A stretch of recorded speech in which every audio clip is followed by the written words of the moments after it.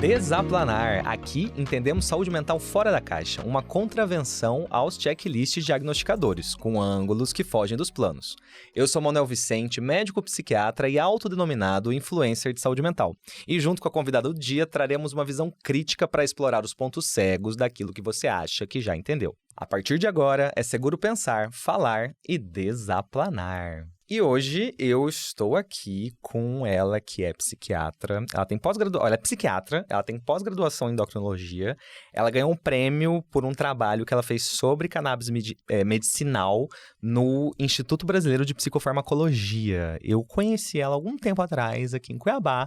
Hoje ela é minha grande amiga, trabalha comigo, Michele Zandonato. Olá! Bem-vinda ao Desaplanar. É um prazer estar aqui com você, falando ainda sobre um tema que me atrai muito. Né? Não, e eu fiquei muito feliz de você vir aqui, porque eu gosto que você entende de muitas coisas. Michele foi música, Michele é música, né? Já fez música, ela entende de música. Aí você vai falar com ela com música, ela conhece todos os músicos da cidade. Aí ela fez pós-endócrino, aí você vai falar com ela sobre obesidade, sobre diabetes, ela sabe os trem, faz reposição de vitamina, faz reposição de hormônio. E ainda foi lá, fez psiquiatria, entende os trem tudo de psiquiatria, foi fazer cannabis medicinal. Então eu adoro esse seu conhecimento que é multifacetado, que você vai longe nessa curiosidade intelectual. Então fico feliz de ter alguém assim para trazer bons ângulos para nossa conversa. Ai, que bom. Pois é, aí o nosso tema de hoje, eu quis trazer um tema importante que eu sinto falta de ser conversado, que é TDAH não é sobre desempenho. Eu tenho essa impressão que quando a gente fala de TDAH, vai muito para a conversa do estudo... Produtividade. Trabalho. Tô conseguindo estudar, eu não consigo ler, sou ruim de matemática. Vai para esse lugar sempre a conversa, né? Então, o que a gente tem observado, assim, a nossa vida como um todo, né, as redes sociais, principalmente, esse boom tecnológico que a gente vivenciou, ele fez com que as pessoas precisassem ser hiperprodutivas, né, além da capacidade humana. Então, as pessoas começaram a se automedicar de uma maneira até bastante problemática, perigosa, né, para tentar andar nesse ritmo que é impossível humanamente. Então, as coisas deram uma desandada nesse sentido, né? Pois é, a gente se medica para produzir mais. E assim, a gente se medica com café de manhã, então a pessoa começa a entrar numa onda de tomar um monte de café. Tem o remédio para dormir, porque ela quer trabalhar, mandar e-mail até os 45 do segundo tempo, assim, tá 10h30 da noite, 11 horas da noite, meia-noite ela tá trabalhando, e ela quer dormir em 2 segundos, então ela toma remédio para dormir, e a gente começa a entrar nessa de tudo que fizer para aumentar a produtividade, a gente vai atrás. Exatamente. A gente tem que entender que o transtorno de déficit de atenção e hiperatividade, ele necessita da medicação, né? Não somente para produção, mas ele precisa disso para se organizar, às vezes, no comportamento. Uhum. Eu passei muito tempo, para quem não sabe, eu sou TDAH. Revelações, né? Revelações aqui. Eu sou diagnosticada com TDAH e para mim foi uma surpresa muito grande quando eu fui diagnosticada, porque eu não queria tomar medicação nenhuma. Eu sempre fui meio naturalista, né? Você sabe, você me conhece, sabe disso. Para eu tomar uma dipirona, assim, para dor, é raríssimo. É um comprimido a cada 2 anos. Assim, é raro mesmo eu tomar algum tipo de medicação. Então, para mim foi difícil, né? Iniciar a medicação. Mas ela me ajudou muito. Em que sentido? Meu hiperfoco é a leitura. Então, isso fez com que meu diagnóstico demorasse 24 anos para acontecer, né? Eu sempre li muito, mas muito, assim, hoje eu percebo que era uma forma exagerada. Era hiperfoco, né? Era um hiperfoco total, então eu deixava de fazer muitas coisas para ler. Pois é, a gente tem esse termo, né? No TDAH, a gente fala, a gente usa esse termo déficit de atenção, mas na verdade é uma desregulação da atenção, né? Porque a pessoa que tem TDAH, não é que a atenção dela nunca funciona. Ou não existe. Ou não existe. É uma atenção que não tem... Direcionada para algo que ela gosta. Isso, então a regulação da emoção, tipo, agora eu vou fazer isso...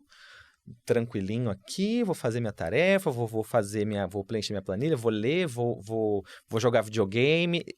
às vezes a atenção não rola, não cola, não dá certo, aí a pessoa fica desatenta, ou às vezes entra nesses processos de hiperfoco numa desregulação. Aí quem vê fala, nossa, olha só, a Michelle, ela lê tanto, que menina esperta, passa madrugada lendo livro, olha Jamais só. pode receber um diagnóstico de TDAH, Não, né? passou terraço, tá 2 noites virando, lendo livro, assim, ela tá normal, ela é tranquila, ela só gosta de ler. O trabalho mesmo que eu fui premiada com canabidiol, né? Foi um trabalho que eu fiz, eu tava num hiperfoco que eu queria muito. Você entrou no hiperfoco eu do entrei no- assunto dos canabinoides. Sim, e aí eu fiz, assim, eu li em base de mais ou menos 80 artigos em 1 mês e meio. Caramba. E aí todo mundo ficou assim, como assim? E tendo que fazer slide, tendo que organizar todo o raciocínio, né? Mas foi o hiperfoco, com certeza, assim, não teria como fazer de outra maneira, né? E eu já não era medicada mais.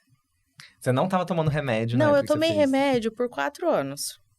Ah, Só. caramba, entendi. Durante todo esse processo, Foi uma etapa assim, no seu processo por 4 anos e depois não vi necessidade de tomar mais, assim. Porque me ajudava mais na questão dos estudos mesmo, né? Para coisas que eu não estava muito interessada em ler. E eu era obrigada.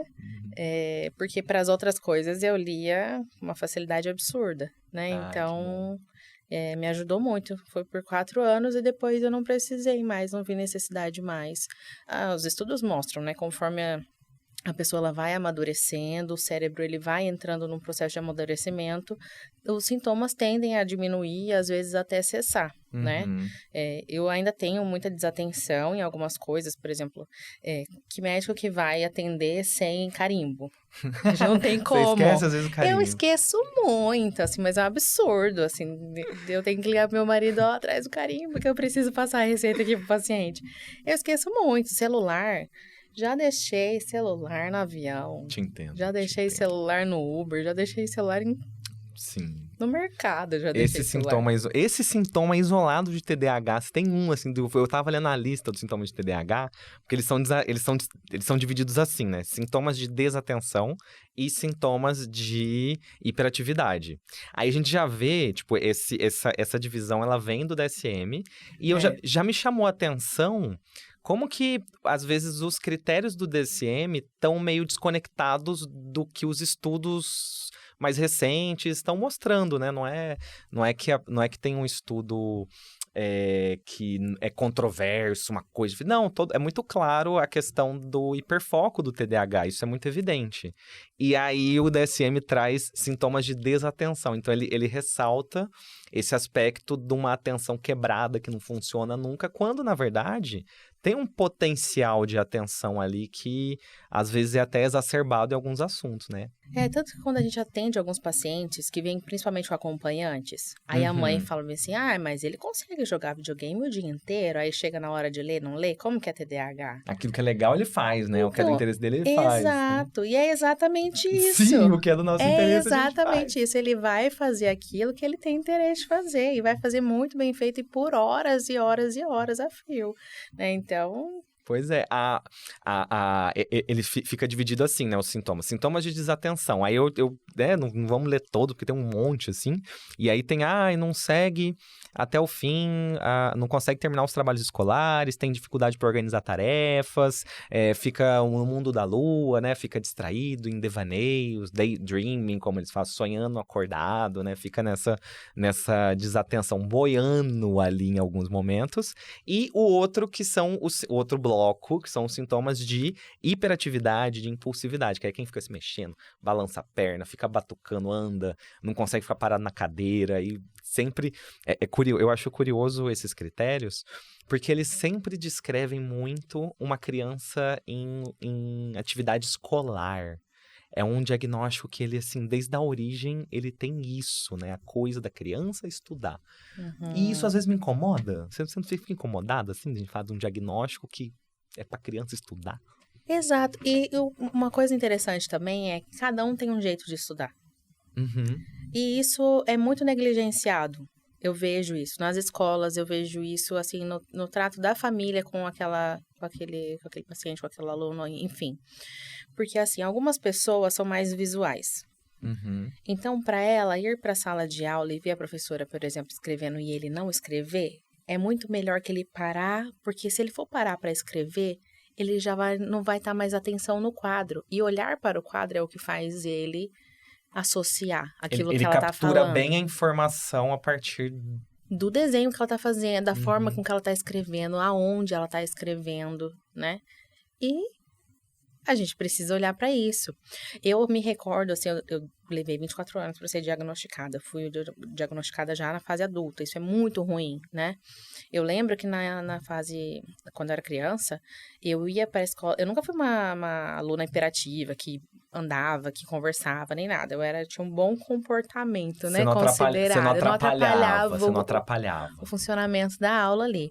Mas eu era uma criança que eu desenhava a aula inteira. Era a maneira que eu tinha de ficar atenta ao que a professora estava falando.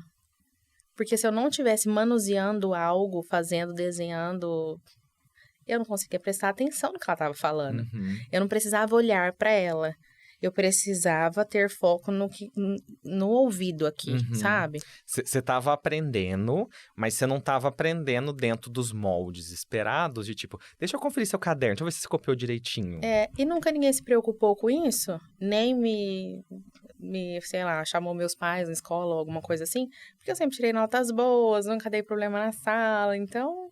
E foi uma coisa que passou despercebido, assim, ninguém parou pra pensar, olha, será que ela não tem TDAH? Sim, é. E ela tá tentando uma maneira ali de aprender, porque ela não consegue manter o foco aqui em mim, Tem aquela né? coisa, quem não chora não mama e quem não quebra a sala não recebe diagnóstico de TDAH, né? Enquanto você não virar uma cadeira, tacar um lápis na cara do professor, ninguém vai... Tá tudo bem. Exatamente.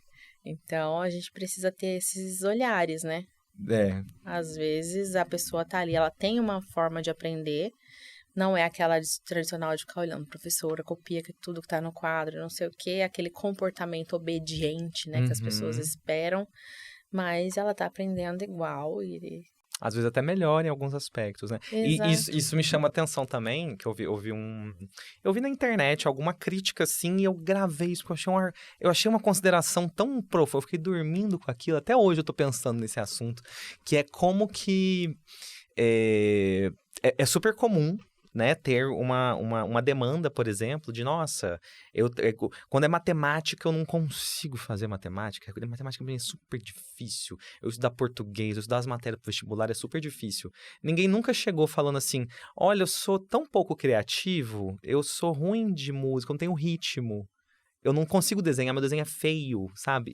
Nunca, não existe essa demanda de incômodo pelas diversas inteligências e criatividades do ser humano, né? Sempre a conversa vai para aquilo que cai no vestibular, que é meio igual para todo mundo e que, por definição, nem todo mundo virá com tanta naturalidade, né? Então, vão ter pessoas, assim, você mesmo talvez até entre nesse exemplo, né? A gente você nunca me falou exatamente isso, mas assim, você teria essa coisa formal de copiar, de fazer dentro dos conformes, é complexo, mas todo mundo criativo, ritmo, audição, música, arte, eventualmente uma pessoa pode produzir poesia, ela pode criar de diversas formas diferentes, né? E quem não tem isso, nunca recebe um diagnóstico, não tem nenhum incômodo. Nem existe um incômodo. Eu sou travado por esse trem de artes. Agora eu tô aprendendo, tô tentando aprender. Mas eu não fui no médico falando assim, olha, tô tentando tocar meu instrumento, eu não tenho ritmo, me ajuda, por favor. Então existe essa relação entre a demanda social e o que a gente vai começar a chamar de sintoma, né? O TDAH, assim, a grande maioria dos estudos mostram que são pessoas muito criativas, né? Claro. Extremamente criativas. Porque elas têm um pensamento que vai longe, né? Vai longe. E a arte me ajudou bastante no processo de concentração. Eu estudava escutando música clássica. E aí chegou um ponto que eu percebi que a música clássica estava chamando mais atenção do que o estudo. Vou fazer música, então. Aí eu tive que começar a estudar no silêncio, porque eu prestava mais atenção nas notas e tal. Eu queria saber como tinha feito aquela harmonia. Eu fiz faculdade de música antes de fazer medicina, né? Então, meu ouvido é um pouco mais apurado, assim, de uma maneira geral, né? pelo conhecimento e tal. Então, eu prestava mais atenção. Nossa, que harmonia legal. E aí, opa, o que eu tava lendo aqui mesmo? Então, mas a arte, de uma maneira geral, ela ajuda. Ela ajuda o paciente a ter foco. É claro que não dá para fazer duas coisas ao mesmo tempo, né? Então, assim, algumas pessoas vão usar da música para conseguir se concentrar melhor, e outras pessoas vão se atrapalhar com a música ali ligada, né? No meu caso, eu tinha isso muito legal, eu estudava usando música clássica, mas depois de um tempo eu comecei a prestar muita atenção na música e perder o foco, assim. Então, eu tive que parar com esse hábito. Esse hábito. Eu não conseguiria. Eu tenho silêncio. Eu tenho tampa ouvido pra poder estudar. Eu adoro um silêncio sepulcral. É, assim. agora eu sou assim. Ah, é uma delícia. Tô no silêncio. E aí eu fui ver a questão a história do TDAH, porque existe essa sensação de que é um assunto completamente novo. Tipo, acabaram de inventar. Inventaram esse trem esses Virou dias. moda, agora virou todo moda, mundo é TDAH. que não existia. Mas aí eu fui dar uma olhada. Na verdade, existem descrições nesse sentido há muito tempo. Então, tem desde o século XIX, Heinrich Hoffmann, ele descreveu hiperatividade, dificuldade de atenção em crianças. Então, hoje eles olham essas descrições de alguns psiquiatras alemãos e tinha realmente uma descrição de uma situação meio parecida com TDAH em crianças. Só não chamava de TDAH na época. Aí depois chegou em 1930, que aí veio o transtorno hipercinético. Então a gente já vê que sempre nas descrições eles O que chama mais atenção é a é hiperatividade. a hiperatividade. A atenção, ninguém dava muita bola. Aí, transtorno hipercinético. Então, a criança que quebra tudo, ela ganha diagnóstico. Ela fica quietinha ali, que nem se ficava, passa batido. Aí, em 1940, eles deram o diagnóstico oficial, era disfunção cerebral mínima. Era esse termo, era tipo um probleminha. Ah, tem um probleminha. Não é um problemão, é um probleminha. É uma disfunção cerebral mínima. Aí, depois veio o DSM-2, reação de hiperatividade na infância. Então, nesses DSMs do início, eles não valorizavam a desatenção. Foi só mais pra frente, depois que a gente começou a evoluir os DSMs, veio ali, eu acredito que foi mais no 4, que começou a ressaltar que algumas pessoas são mais desatentas. Aí tinha um subtipo, desatento, hiperativo, combinado. Hoje a gente nem fala em subtipos de TDAH, né? A gente fala de prevalência, entendendo que, às vezes, a mesma pessoa na vida pode, uma época, ser mais hiperativa, outra época ser mais desatenta, né? Então, foi evoluindo. Mas eu sempre gosto de prestar atenção em como que o TDAH, ele sofre desse problema de origem. Para mim, é um problema de origem que ele tem, no sentido de que ele veio dos adultos lá com a pranchetinha deles, olhando para as crianças. Aí fala assim, batucou na cadeira, tá aqui, marcou. Não para quieto, marcou. Tá distraído, não segue a instrução da tia, marcou. Então, é um diagnóstico que os critérios, eles são muito de fora, alguém de fora olhando. O que determina se a pessoa fecha critério ou não é a subjetividade do outro. É a subjetividade da mãe, do pai, do irmão, da mulher, do professor. Então, me incomoda bastante nos critérios de TDAH e na forma como a gente conduz a conversa, o tanto que se fala pouco da parte interna, da subjetividade da pessoa. Então, todos os diagnósticos da psiquiatria e todo diagnóstico médico acontece dentro do corpo da pessoa. Mas a gente usa critérios que são vistos por um avaliador externo. Então, sei lá qual que é o viés da minha professora, sei lá qual que é o viés do meu pai, sei lá qual que é o viés de quem tá olhando. E tem pouco espaço para essa parte subjetiva, para conversar. Porque a criança não conversa, a criança não sabe explicar. E aí, hoje a gente tem os adultos com TDAH, porque eles existem, eles estão por aí, vários deles, inclusive, as crianças cresceram. E aí, vários ficaram com TDAH. Só que a gente não lembra de perceber como que é angustiante ter uma cabeça que não para. Como que é ruim não conseguir controlar o próprio humor. E esses critérios em si não estão oficialmente dentro do DSM, eles não são levados em conta na hora da gente fechar o diagnóstico, né? Uma coisa que você falou bem interessante foi em questão da prevalência, né? Todo mundo tá falando, hoje todo mundo é TDAH, agora fez alguma coisinha é TDAH.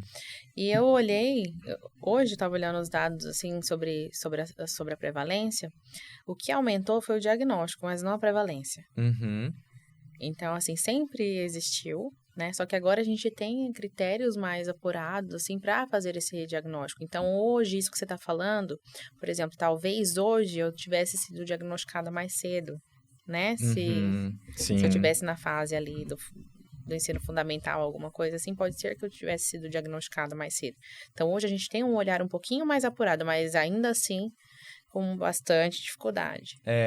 E eu nessa coisa da prevalência, eu achei muito interessante um estudo, porque tem esse...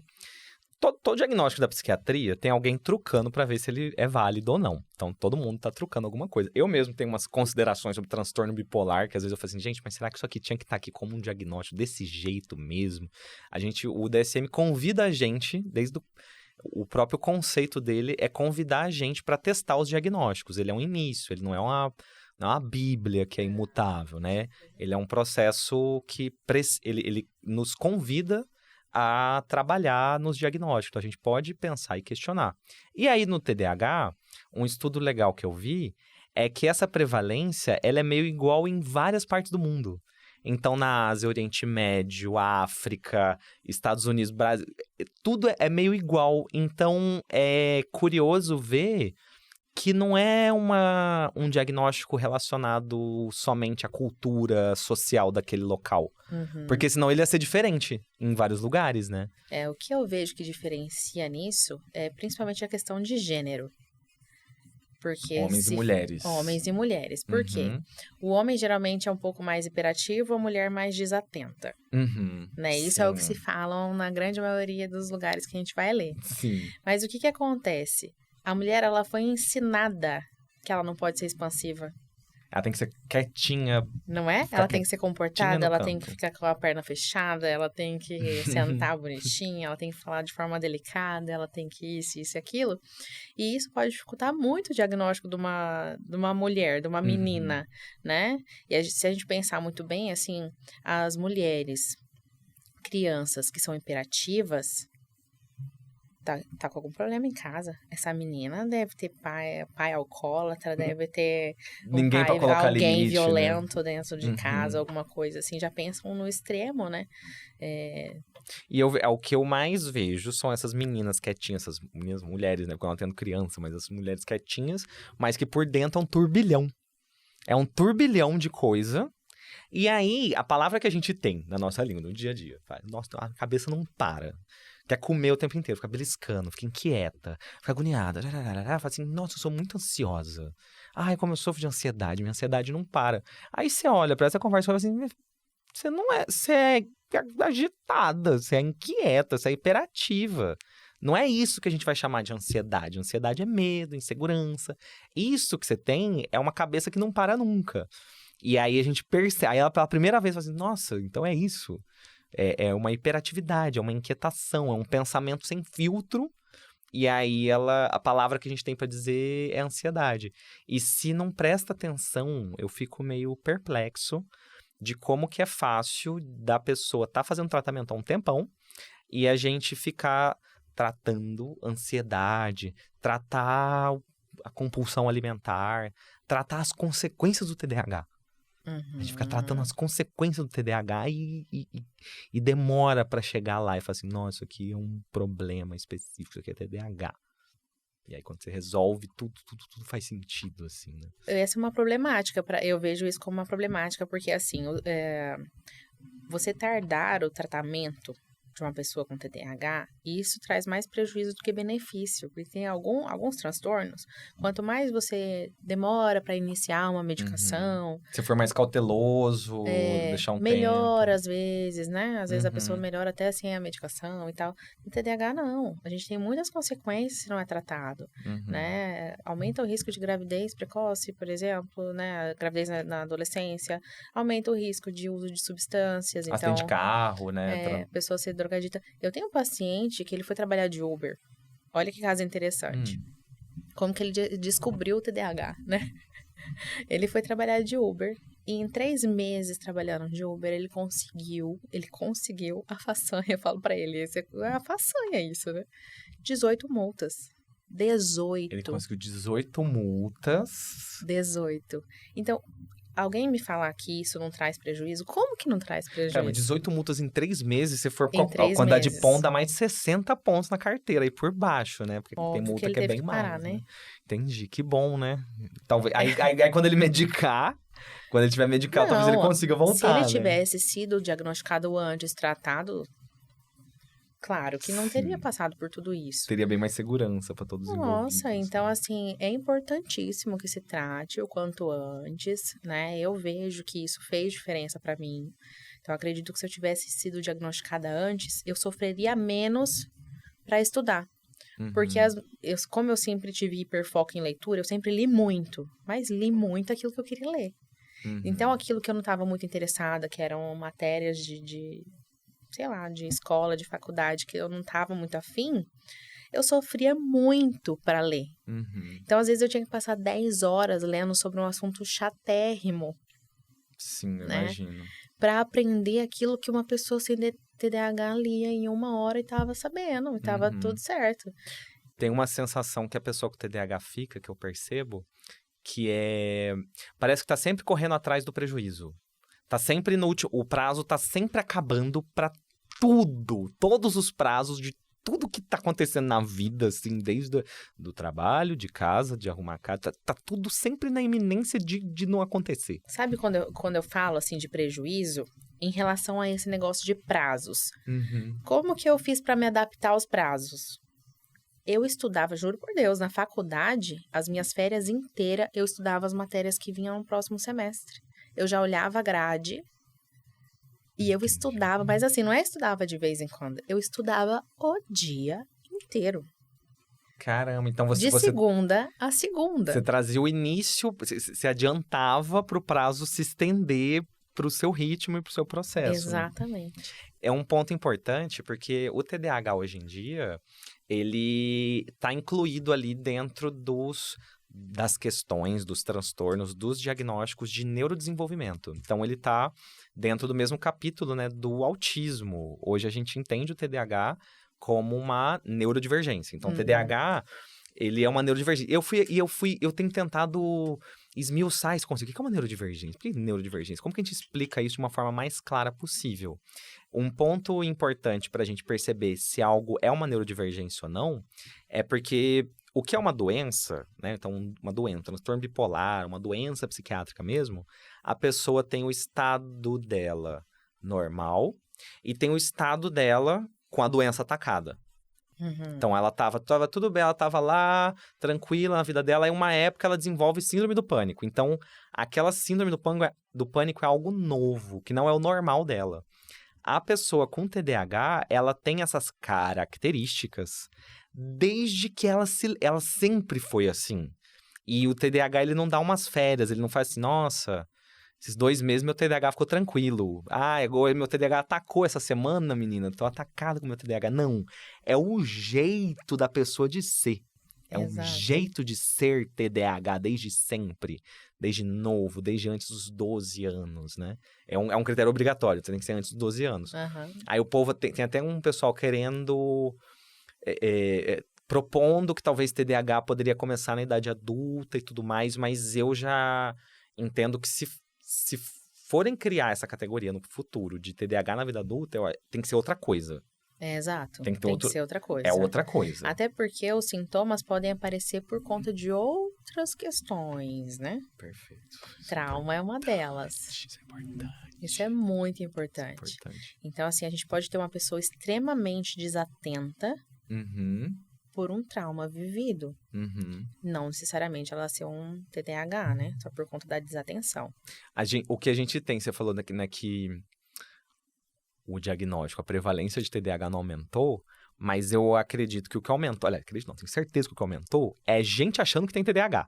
Ah, isso, com A quantidade certeza. de pessoas que acha que tem TDAH, essa aí aumentou assim, num foguete disparando pro céu, que antes ninguém achava que tinha TDAH, e hoje uma quantidade enorme de pessoas acreditam em TDAH, né? Foi muito do que a gente falou no início, né? Porque assim, hoje a gente tá numa questão tão acelerada de ter que ter uma hiperprodutividade que é inalcançável sem alguma substância em se drogar, né? Que as pessoas chegam falando, eu tenho TDAH, Elas estão saturadas, na verdade. Elas estão estressadas, elas estão com déficit... Sobrecarregadas. E aí dá, com certeza, déficits cognitivos, assim, que são temporários por conta da estafa mesmo que a pessoa tá passando ali, e não tem nada a ver com TDAH.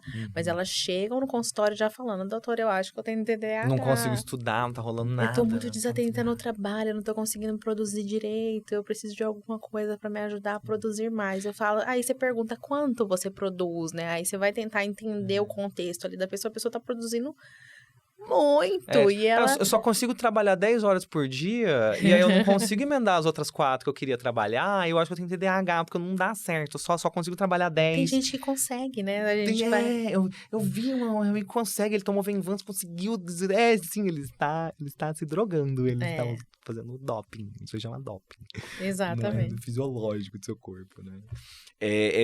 Aí esse é um ponto interessante, por quê? Porque você trouxe a questão do trauma, porque o que a gente tem que reparar é assim, as pessoas têm dificuldades de prestar atenção, elas têm questões de hiperatividade, de inquietação, e isso tem diversas causas. Então, o fato de eu fazer um tiquezinho aqui, fazer uma listinha aqui dos sintomas de TDAH e eu bater eles, não quer dizer que eu tenho TDAH. Quer dizer que eu tenho desatenção e hiperatividade, que eu sou inquieto, ou sou só desatento, ou sou só inquieto. A pessoa pode ter transtorno bipolar e ser inquieta, e ter o pensamento acelerado, e ser toda desregulada, bagunçada, assim, na vida dela, não conseguir se organizar por causa da bipolaridade.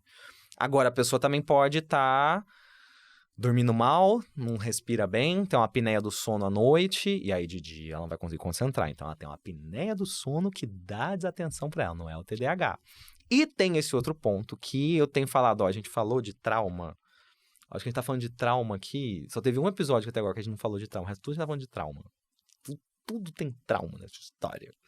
E aí que tem a coisa da relação que você falou do TDAH e do trauma, né?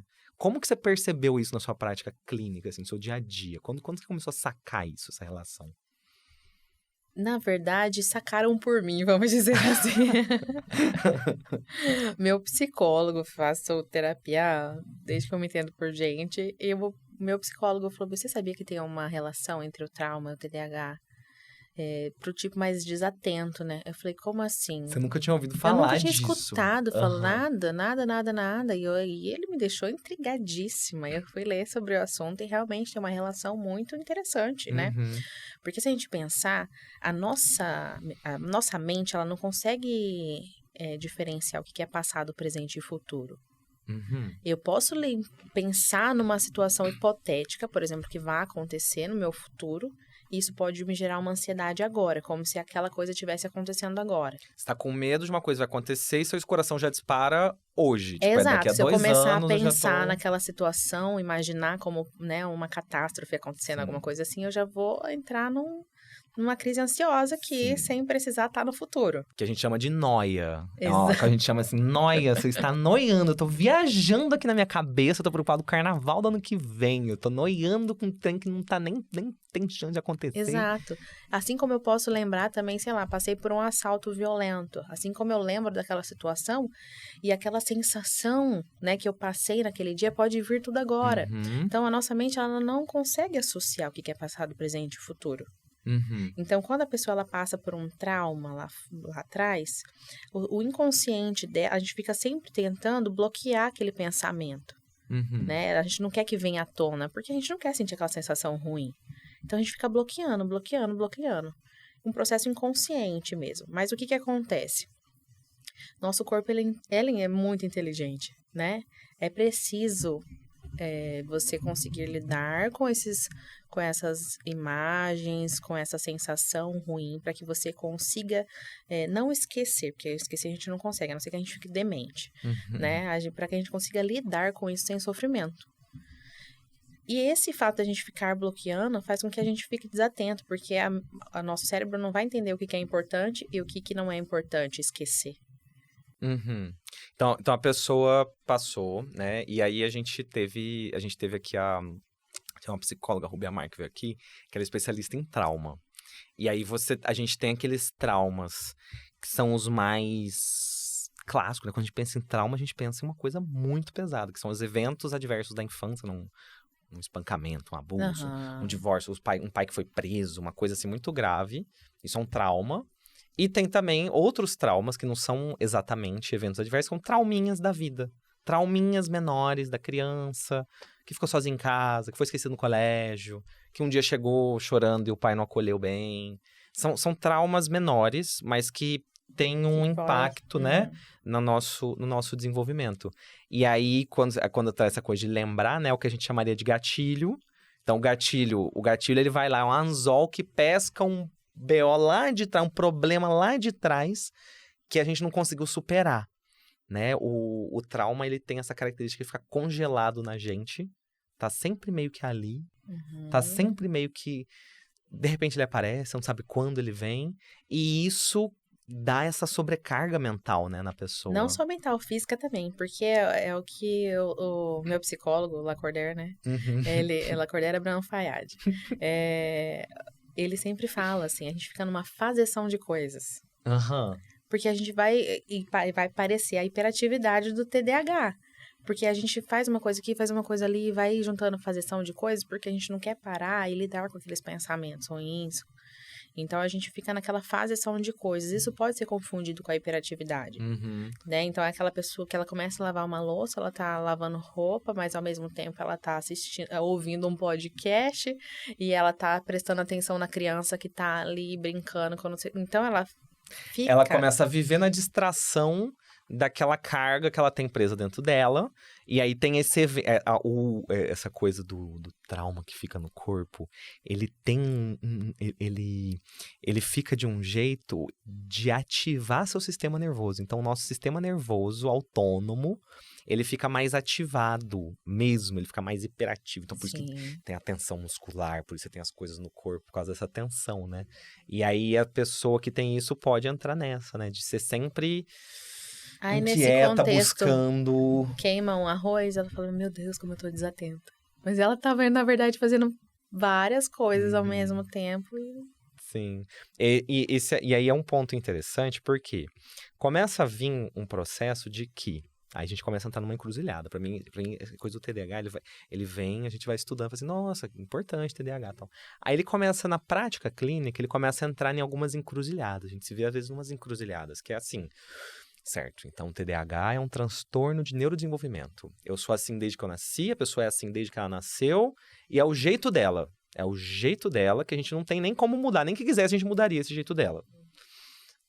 Por um lado, e aí eu vou medicar, vou tratar, e pelo outro lado, existem essas desatenções, esses esquecimentos, essas inquietudes, essas distrações constantes que têm uma função. Elas são distrações funcionais da pessoa é como um mecanismo de defesa para ela lidar com o estresse acumulado e o estresse do dia a dia.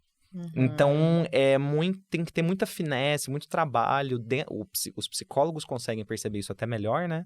De entender como que aquela distraibilidade da pessoa, aquela desatenção dela, é só quando tem algo que faz emergir um estresse nela, um incômodo, e ela não tem ferramenta, tem mecanismo, ela não sabe lidar com aquele grau de estresse, ela não aprendeu a lidar com aquela sensação, não aprendeu mesmo, desde que ninguém ensinou pra ela, não tem ferramenta, acabou. E aí a única ferramenta que ela tem, que ela usa há muito tempo lá, a única chave de fenda, tem só uma chave de fenda, que é fingir que não tô vendo. Distrai, boia. Aí quando vem o problema, boia, minha filha, boia, desliga. Some, desaparece, flutua aqui na sua mente.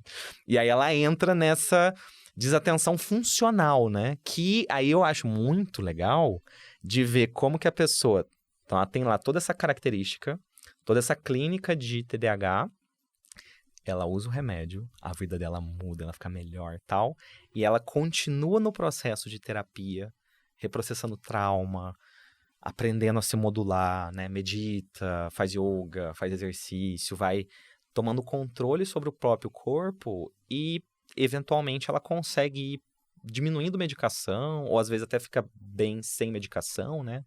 Algumas pessoas precisam usar, mas outras entram em remissão. Os É sintomas podem importantíssimo o que você diminuir. tá falando, né? Imagina um TDAH fazendo meditação. Pois é! Não. Não, ele tem que fazer... A não. primeira vez que eu fiz, eu achei que eu tinha passado 10 horas dentro da sala de meditação. E se passaram 40 minutos. Que hora que eu falei, gente, flutuo aqui. eu acho que eu vou dormir aqui, eu vou Sem dúvida. morar aqui nesse lugar, porque já passou tanto tempo e esse negócio não acaba, né? É. Então, assim, a meditação ajuda muito, né? São terapias não medicamentosas que a gente usa aí pro TDAH. Importantíssimo fazer, mas é um desafio tremendo. Eu, um desafio eu tremendo. acredito, eu imagino, assim, que eu medito, eu manjo alguma coisa, essas coisas de técnicas meditativas e tal. Eu acredito que pro TDAH meditar é só uma meditação muito ativa. Tem Mas- algumas meditações de repetição de mantra, que talvez faça um movimento com o corpo, talvez é yoga, Mas né? sabe o que é interessante nisso? Assim, nas primeiras vezes que eu fiz, pra mim foi uma tortura, assim, sem fim. Eu achava que eu tava perdendo meu tempo, eu tinha muita coisa pra fazer, pra elaborar, minha cabeça a mil. E assim, depois de um mês, eu acho que foi rápido, assim, até. Depois de um mês, eu consegui ter hiperfoco em meditação. Ah, aquele negócio que você fazia com a leitura, você foi pra meditar. Foi. Que legal. Eu tive hiperfoco em meditação. Então, assim, se eu falar, vou meditar, se me der 2 minutos aqui, eu entro numa concentração absurda na Nossa, meditação. que delícia. Então, Pois é, eu explico a meditação para as pessoas como sendo esse exercício. mas eu comecei com a guiada. Você começou com a guiada, ouvindo alguém te guiando, né? É. Eu gosto de explicar a meditação como sendo esse exercício para trabalhar o músculo de prestar atenção nas coisas. Então, quem tem TDAH tem esse músculo fraco. Vamos colocar, gente, por favor, não é um músculo. Não faz corte, vai falar que o psiquiatra diz que atenção não é. É um exemplo, tá? Então, tem um músculo lá de você, da atenção que tá fraco. E você vai malhar ele. E a malhação é a meditação. Vai ser difícil, vai doer, vai ser perrengue no início. Mas depois de um tempo, tentando progressivamente, às vezes até inclusive, até estimulo quando a pessoa começa a usar o remédio, ela passar a ir meditar, buscar isso, porque aí facilita e depois de um tempo você desenvolve, né? Porque aí tem esse é um ponto que não pode faltar, que é, certo, você sempre teve essa neurodivergência, este é o seu jeito, mas você tem uma plasticidade cerebral, você é capaz de moldar o seu cérebro com alguns hábitos. Então, o nosso cérebro ele não é um órgão que fica parado para sempre, né? Ele tem uma flexibilidade e se você trabalhar para melhorar a sua atenção, trabalhar para melhorar a sua autorregulação de humor, trabalhar para ter técnicas de controlar a sua hiperatividade, trabalhar para tudo isso, você vai aprendendo coisas novas. Uhum. E aí é nesse processo que eu imagino que você conseguiu até ir diminuindo medicação, né? Trocando uma forma de eu usei tratamento. 4 anos e não precisei tomar mais. Confesso, assim, que na minha gestação, eu senti muito a minha desatenção piorar. Ah, então você estava grávida, e aí Eu grávida já senti fica meio muito. desatenta mesmo, né? Já fica naturalmente. Aí tem toda uma questão fisiológica, que a mulher, ela tem... eu nem lembro o termo usado, assim, mas ela tem um edema... Edema gravídico. Gravídico, que a gente chama, que é como se fosse um inchaço no cérebro, né? Pra falar assim, mais popularmente falando. Isso atrapalha muito a questão de dar atenção da grávida em si. Imagina uma grávida com TDAH. Era uma desatenção absurda, assim. Às vezes eu ia pra consulta da obstetra sem levar os exames que eu tinha feito. E ela precisava ali do ultrassom. Como é que vai? De quantas semanas? Né? Mano. Então, assim, é desafiador. Agora eu tô grávida de novo. Ai, Então... muitas revelações nesse podcast. Olha só, a gente ficou sabendo. Ela fez música, o nome do psicólogo e tá grávida. O psicólogo dela é o mesmo que o meu. Tá aí, 4ª revelação. Pronto. Tá, vocês não esperavam por essa, né? É, isso mesmo. Já no mesmo psicólogo. E não largamos dele, E não né? largamos dele, não largaremos dele. A gente vai sofrendo lá, chorando assim, meu Deus, eu queria ir hoje. Mas vai lá sim, senhor. Vai lá sim, senhor.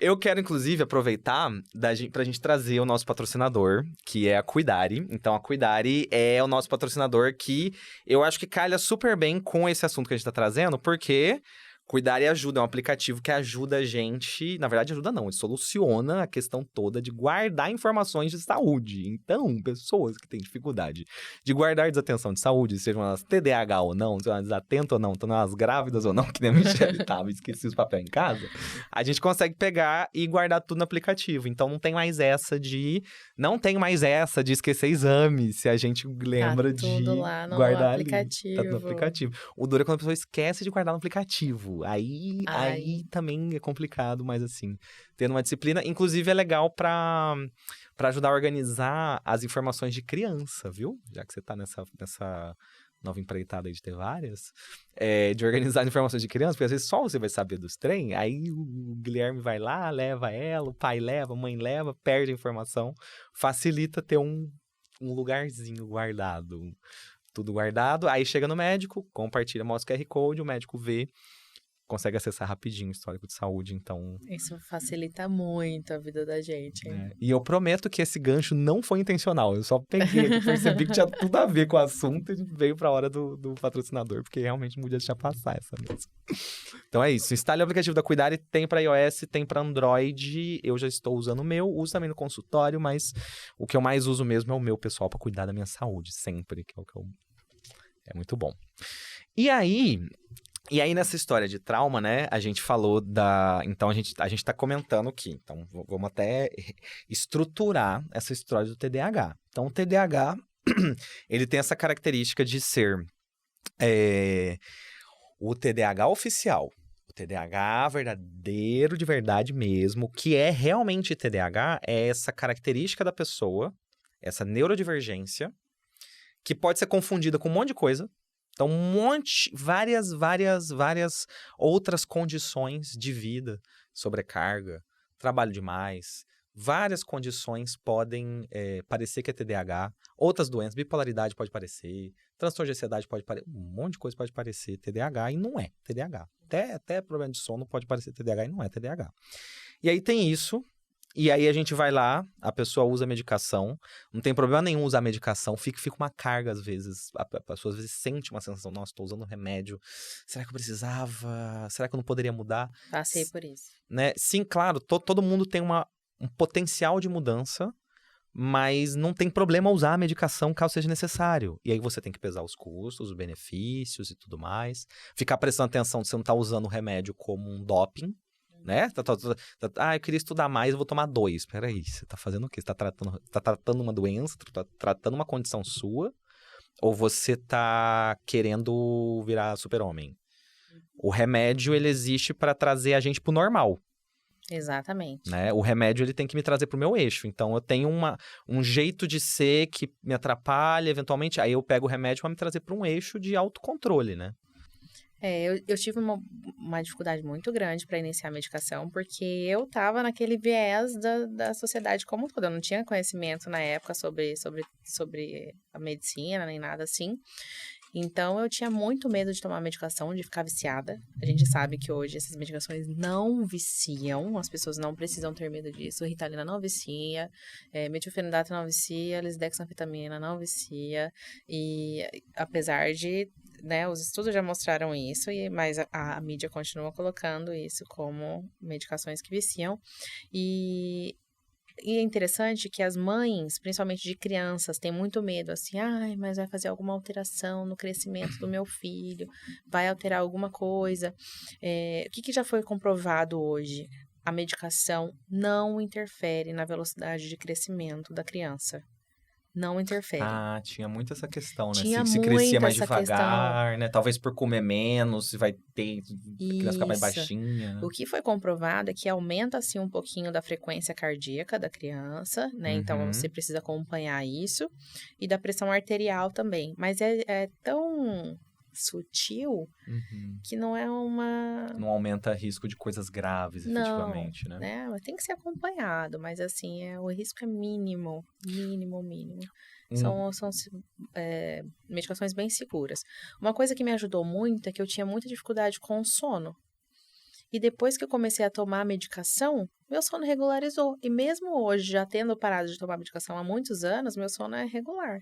Ah, que interessante, que legal. E as pessoas ficam com muito medo de usar, né, um psicoestimulante. E não conseguir dormir de E não noite. conseguir dormir. Como eu realmente tinha TDAH, né, não tava tomando pra hiperprodutividade nem nada disso, regularizou meu sono. Eu nunca dormi tão bem depois que iniciei a medicação. Pois é, essa é uma coisa interessante que eu explico para as pessoas. Isso é quase que é um dos pontos mais importantes que a gente tem que observar, né?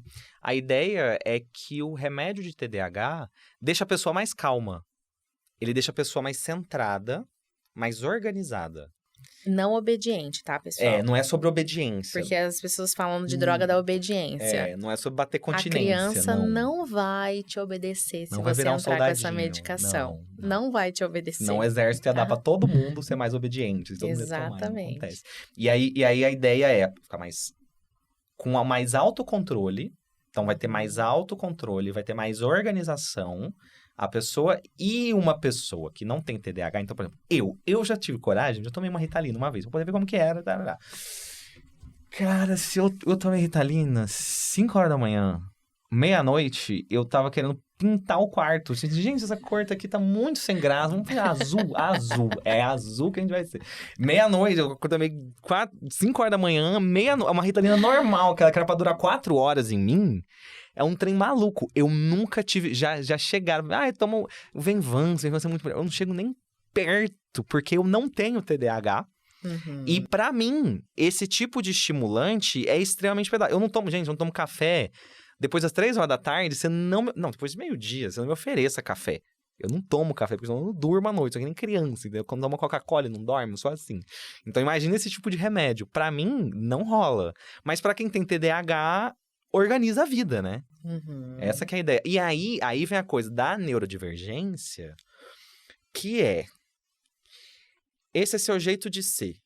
Então, a pessoa com autismo é uma neurodivergência, é o jeito de ser dela. O TDAH é uma forma de funcionar, é um jeito de ser também. Então, o nosso conceito como sociedade, como médico, como profissional, é aproveitar as potencialidades dessa pessoa ao máximo. A ideia não é a gente querer enquadrar ela dentro de uma normalidade.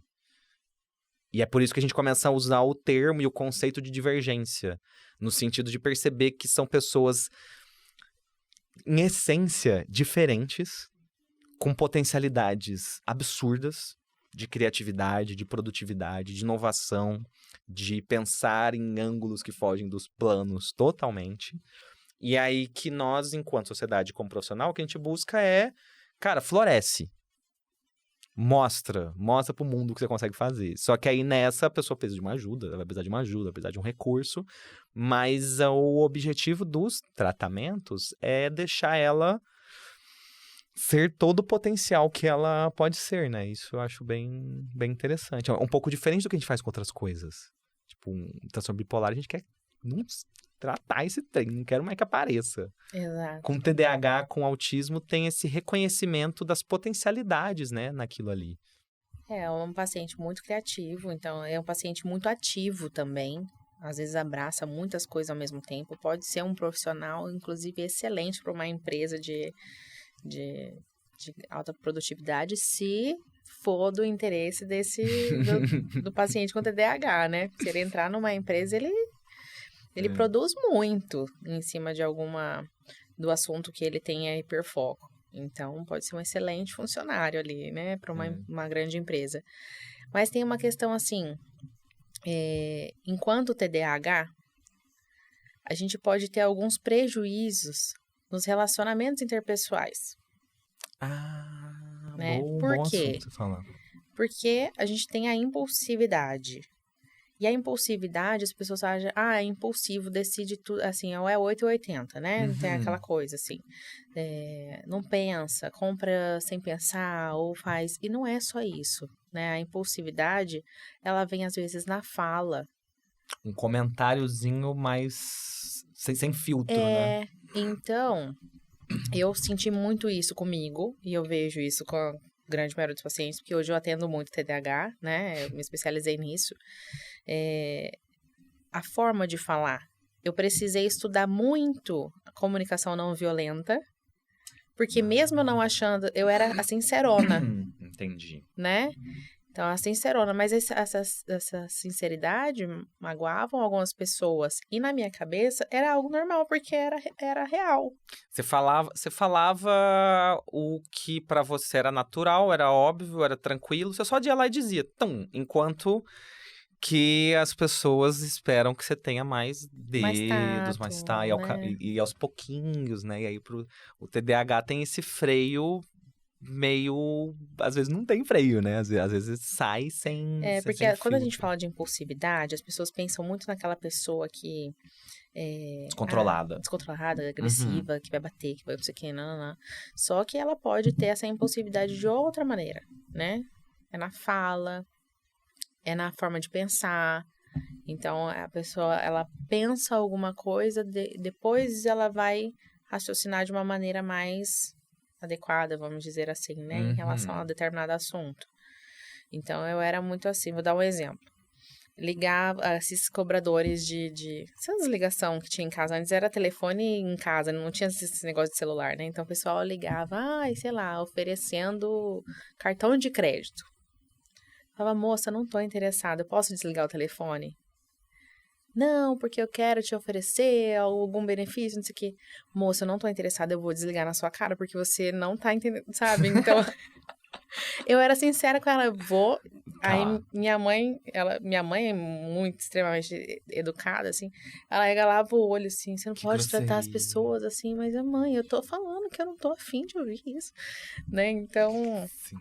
a impulsividade, ela pode ir para esse lado. Não precisa ser aquela pessoa extremamente agressiva ou que faz tudo, né? Sim. Hoje você consegue ser simpática com quem liga de telemarketing pra você? Eu continuo sendo sincera. Eu também. Ai, boa. Entendi. Então você aprendeu a comunicação não violenta pra quem você convive, pra quem você gosta. Mas se ligar pra Michelle pra vender pacote de internet, não espere comunicação não violenta, tá? A falta de Não, filtro vai aparecer ali na hora. Você eu vai não vou ouvir. destratar a pessoa, mas eu falo, olha, não tô interessada. A gente pode terminar a conversa aqui, porque eu tô ocupada, não sei o quê, nananã. Mas geralmente eles não. Os que insistem falam, olha, eu já falei que eu não tô interessada, então eu vou desligar. Você tá falando com uma mãe. Agora você tá falando com uma mãe. Respeita. Pois é, pois é. E aí eu gosto de. É importante a gente trazer isso, assim, todos esses aspectos, então. Relacionamentos, a vivência interna, da agitação interna, da inquietação interna, de todas essas dificuldades, de toda essa amplitude que é o TDAH, inclusive a criatividade, o processo de potencialidade para inovação do TDAH. E entender que, assim, esse parece que é o ponto mais importante e é um em que muito diagnóstico passa errado também. A nossa atenção, o nosso interesse é o que cola a nossa atenção. De todo Uhum. mundo. Então, se eu vou fazer faculdade de Direito, porque meu pai insistiu, eu fui lá e fiz faculdade de Direito, mas eu odeio Direito. Eu não irei estudar com facilidade para OAB. Isso não vai acontecer. Não dá. Não dá porque eu odeio aquilo ali. Eu não suporto aquele tema. Nunca gostei. Nunca me despertou nenhum interesse. Então, naturalmente, eu vou ter uma dificuldade. Sim. E aí, a gente tá pegando uma pessoa com... Qualquer pessoa, colocando ela num processo, às vezes, de trabalho que não explora o interesse dela. E aqui a gente não tá falando mais de TDAH, a gente tá falando de seres humanos. Pegar os seres humanos, tirar eles dos interesses naturais deles, colocar eles pra fazer coisas que eles não querem. E aí eles ficam sempre nesse incômodo de...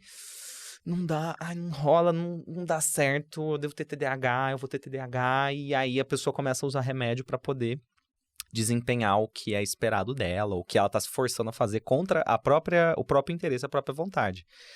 Se você pega um TDAH e faz a mesma coisa, você pega a pessoa que já tem TDAH, então ela já tem uma questão específica, uma dificuldade extra para executar isso, e você coloca ela para fazer algo que ela também não tem interesse, que ela acha isso profundamente chato, que não desperta ela, ou é até um tema interessante, mas está apresentado de um jeito sem graça, ela vai ter uma dificuldade absurda. Ela vai ter que nadar contra a onda do mar, assim. Ela vai ter que carregar 2 quilos de cimento para poder terminar uma página, às vezes, né?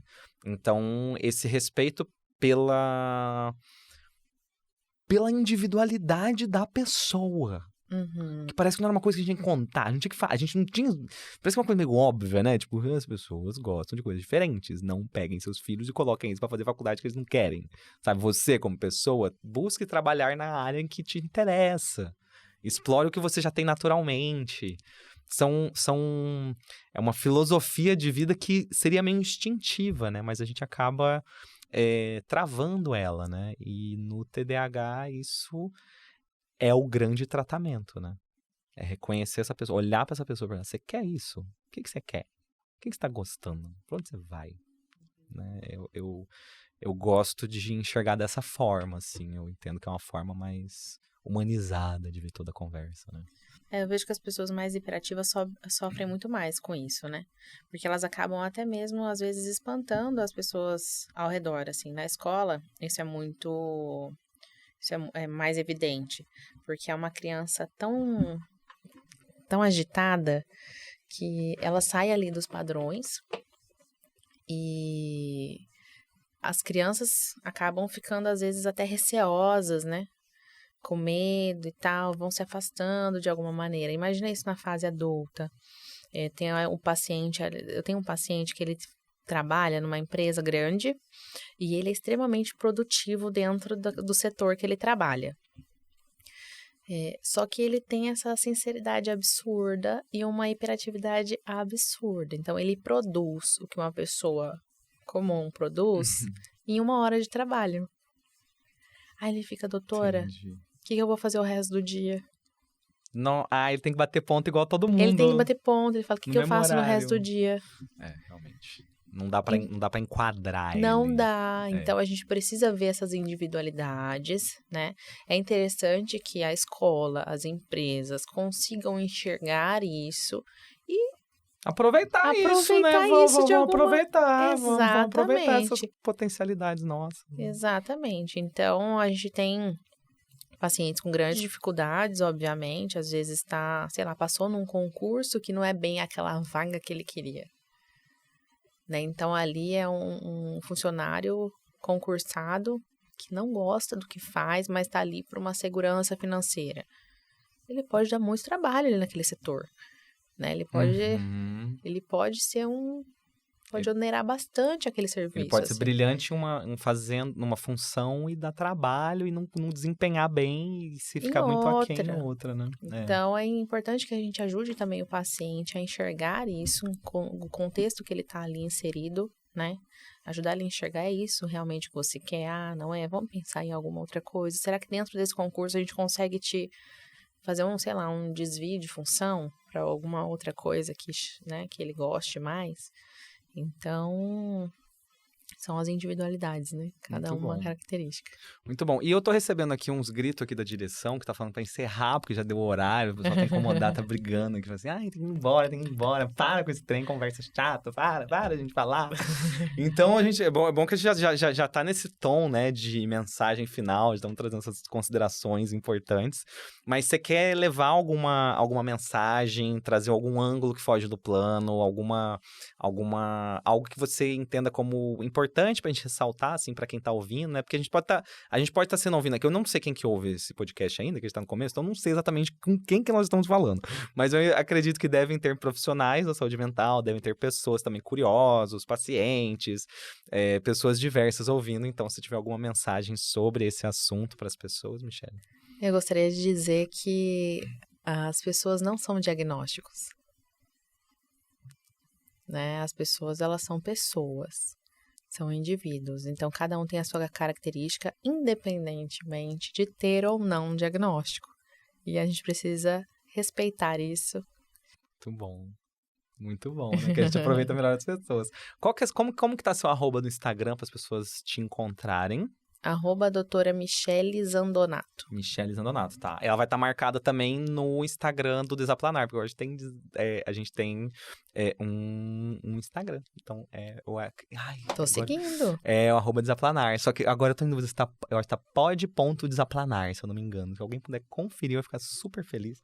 Pra não falar errado esse Instagram. Eu acho que é poddesaplanar, pod.desaplanar. E é o @do podcast. E aí vai estar marcada a Michele lá e também vai estar marcada eu. Gente, não é Pode Desaplanar. Olha só, o trem é novo. Deixa eu pegar aqui pra mostrar. O negócio é novo, então eu tô aprendendo, tá? Eu tô aprendendo aqui, o apresentador. É desaplanar.pod. Pode desaplanar, eu acho que ia ficar muito... Ou ia ficar muito trocadilho, ou alguém já tinha pego. Então tá desaplanar.pod, e aí vai ter marcado o @meu e da Michele. Vai estar marcado lá. Vocês vão encontrar a gente lá. Obrigado. E então, eu gostei muito dessa... Assim, adorei ter você aqui. Assim, eu entendo que vários dos assuntos que a gente traz aqui, eles acabam convergindo para uma ideia da gente não ancorar e não estereotipar os problemas, sabe? Os diagnósticos, as questões da saúde mental. Não pegar e ficar fazendo uma linha reta, assim, tá triste, depressão, tá com medo, ansiedade, sabe? A pessoa teve uma situação, ela se cortou, até, borderline. E da mesma forma, a gente não vai ancorar o conceito de dificuldade de performar, dificuldade de estudar, dificuldade de trabalhar com TDAH. É algo mais amplo, é algo muito mais amplo. Inclusive, quando a pessoa tem essa dificuldade e ela tem TDAH, ela também não pode começar a viver em função... O TDAH não pode ser o que guia a vida dela. Ela guia a vida dela. E aí ela tem essa característica, TDAH. Ela vai trabalhar isso, ela vai se esforçar na superação e na melhora progressiva de si própria, né? Então, é não se ancorar a esses aspectos de diagnóstico, não se definir por eles, não se limitar com eles, né? Se descobrir com eles, talvez seja mais interessante. E com isso a gente encerra o nosso 5º episódio de Desaplanar. Já falamos de muitos temas. Vai ter um season finale, que vai ser o último episódio em breve, que eu não vou contar a convidada, vocês vão ter que descobrir. Apostem quem que vai ser, comentem quem que vocês querem ver e quais temas que vocês querem assistir. Coloca nos comentários. Coloca para seguir o podcast também, porque isso ajuda a gente a chegar a mais pessoas. Então segue, avalia, interage, porque aí o algoritmo entrega a gente para desaplanar mais pessoas que ainda não estão desaplanadas, tá? Então até a próxima para vocês. Tchau!